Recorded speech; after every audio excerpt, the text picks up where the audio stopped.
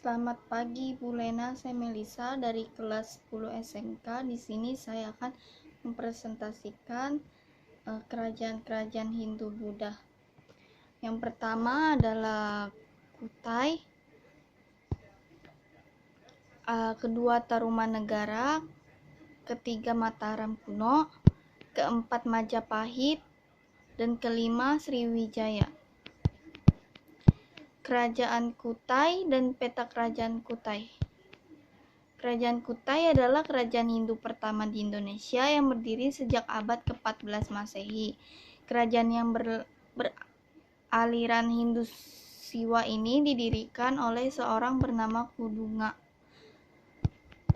Sumbernya dari https://www.dosenpendidikan Shiko ID Kerajaan Kutai. Kondisi politik dan ekonominya. Politik, sejak muncul dan berkembangnya pengaruh Hindu di Kaltim, terjadi perubahan dalam tata pemerintahan, yaitu dari sistem pemerintahan kepala suku menjadi sistem pemerintahan raja atau feodal. Ekonominya, letak geografis kerajaan Kutai berada pada jalur perdagangan antara Cina dan India.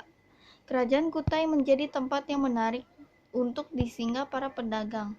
Hal tersebut memperlihatkan bahwa kegiatan perdagangan telah menjadi bagian dari kehidupan masyarakat Kutai, di samping pertanian.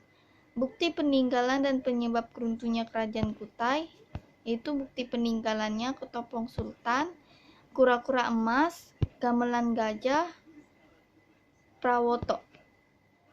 Penyebab runtuhnya kerajaan Kutai. Kerajaan Kutai berakhir saat Raja Kutai yang bernama Maharaja Dharma Setia tewas dalam peperangan di tangan Raja Kutai Kartanegara ke-13.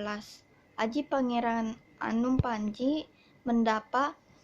Perlu diingat bahwa Kutai ini atau Kutai Martapdipura berbeda dengan Kerajaan Kutai Kartanegara yang ibu kotanya pertama kali berada di Kutai Lama atau Tanjung Kutai.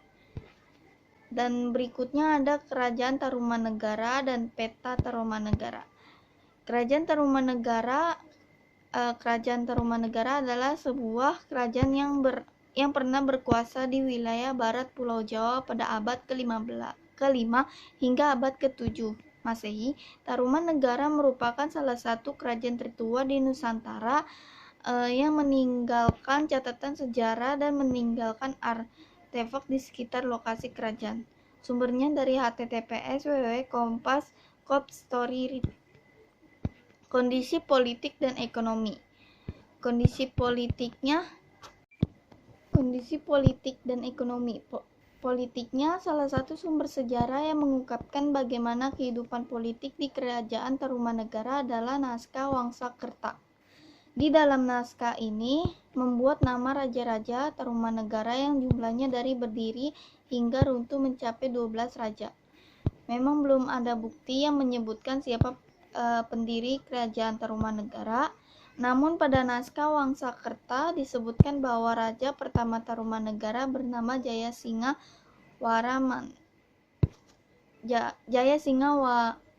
Warman.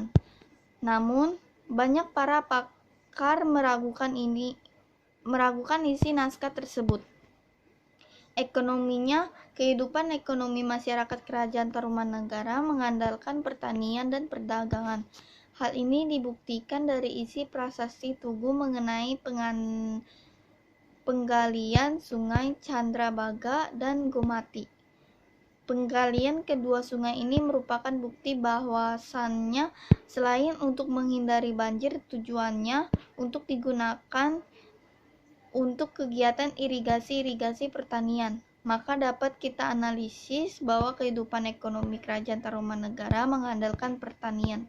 Bukti peninggalan dan penyebab runtuhnya Kerajaan Tarumanegara, yaitu bukti peninggalannya ada prasasti Ciaruten atau prasasti Ciampea, prasasti Jambu atau prasasti Kole Tarumanegara,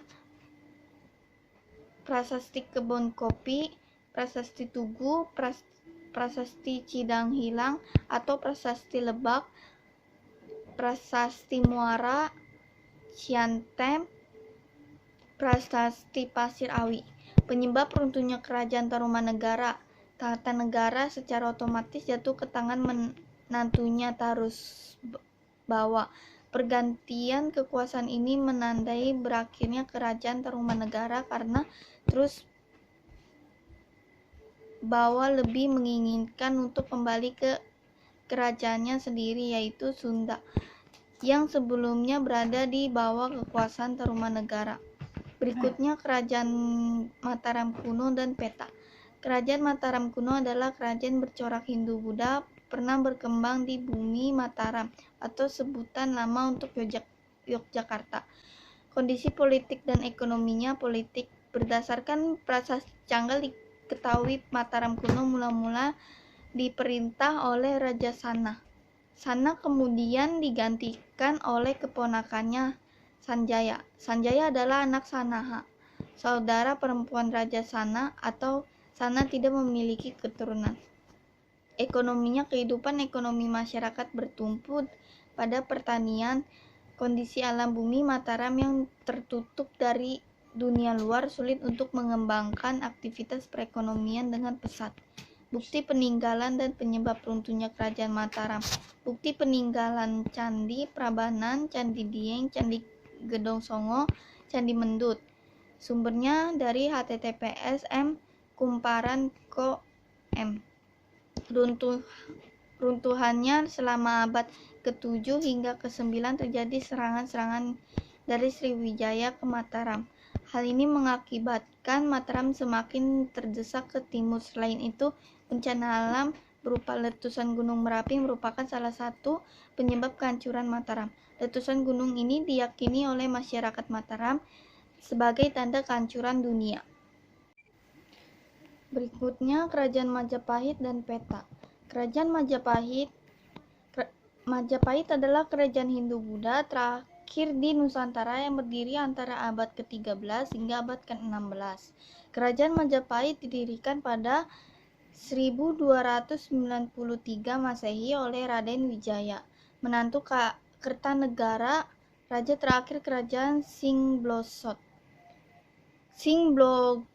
Blogspot. Kondisi politik dan ekonomi. Politik. Kehidupan politik Kerajaan Majapahit sudah teratur dengan baik. Majapahit menjalin hubungan kerajaan lain di luar Nusantara, seperti kerajaan-kerajaan China, Champa, Siam, dan Kamboja. Ekonominya tercermin pada mata uang yang sudah dipergunakan. Jenis mata uang yang berhasil dibuat yaitu dari bahan campuran perak, timah putih, timah hitam, dan tembaga. Sumbernya dari https sumber sejarah 1 blogspot. Bukti peninggalan dan penyebab runtuhnya Kerajaan Majapahit.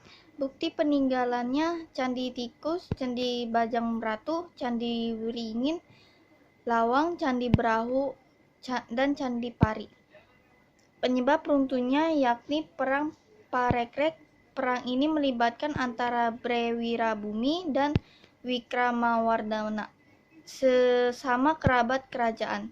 Pengangkatan Wikramawardhana sebagai pemimpin Majapahit ditentang oleh Brewirabumi, putra Hayam Wuruk, dari seorang selir. Perselisihan itu akhirnya memuncak.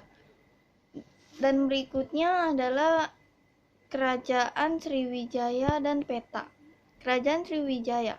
Sriwijaya adalah salah satu kemaharajaan bahari yang pernah berdiri di Pulau Sumatera dan banyak memberi pengaruh di Asia Tenggara dengan daerah kekuasaan berdasarkan peta membentang dari Sumatera. Kondisi politik dan ekonominya.